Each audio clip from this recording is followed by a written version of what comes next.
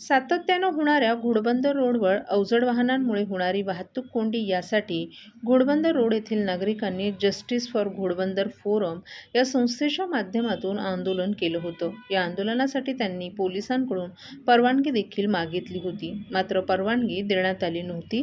तरी या संस्थेनं आंदोलन शांततेत गायमुख परिसरात केलं होतं. मात्र पोलिसांनी या आंदोलन करताना गुन्हा दाखल केल्यामुळे घोडबंदरच्या नागरिकांनी आज एक पत्रकार परिषद घेऊन आपली भूमिका मांडली.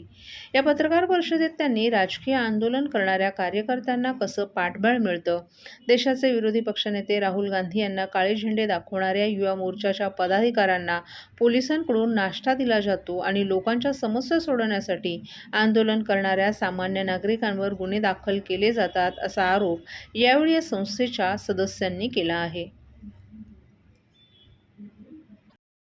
मी ॲडव्होकेट राधिका प्रकाश राणे. माझ्यावर सुद्धा गुन्हा दाखल झालाय, FIR झालीये. आम्ही शांततेपूर्ण आंदोलन केलं आणि आमच्यावर FIR दाखल झालीये.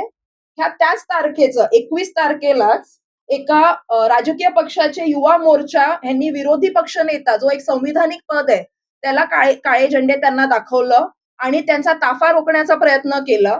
तर त्यांना आम्हाला माझ्या सूत्रांकडून कळलं की त्यांना नवघर पोलीस स्टेशनमध्ये VIP ट्रीटमेंट, त्यांना कांदे पोहे दिले गेले, मिसळपाव दिलं गेलं, चहा कॉफी आणि एसीच्या खोलीत बसवलं गेलं. मग आमच्यामध्ये आणि त्यांच्यामध्ये हा फरक आणि भेदभाव कशाला, हा माझा प्रश्न आहे पोलीस प्रशासनाला, की ते काय एलिट अपर क्लास लोक आहेत, सत्तेधारी आहेत का, कोण आहेत ते? का कायदा सर्वांसाठी समान नाहीये का? आम्ही शांततेपूर्ण आंदोलन केलंय, फक्त बॅनर घेऊन उभे आहेत आणि ह्यांनी काळे झेंडे दाखवून त्यांच्यावर FIR तर दूरची गोष्ट आहे. त्यांना एवढी VIP ट्रीटमेंट देण्याचा मागचा कारण काय आहे? कुठला राजकीय दबाव होता का? काय होतं?